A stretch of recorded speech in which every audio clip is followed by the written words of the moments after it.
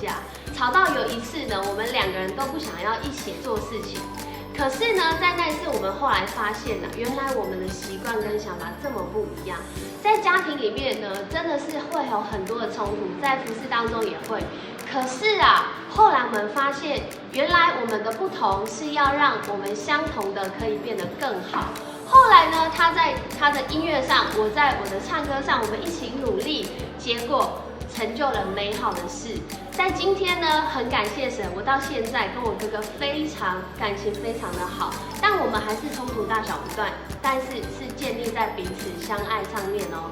所以圣经说啊，看哪弟兄和睦同居是多么的善，多么的美好，就像我们今天要去烤肉一样哦。那如果呢，在我们生活当中，你还是会有机会跟别人吵架的话，不要忘记。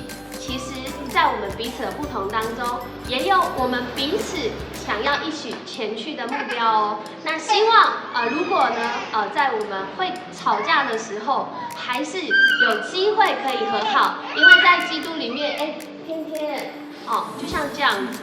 每个人的需要不一样，但是我们可以一起来祷告，透过祷告，让我们寻求相同的目标，用不一样的方式找到人生一样美好的道路哦。手牵手，一个。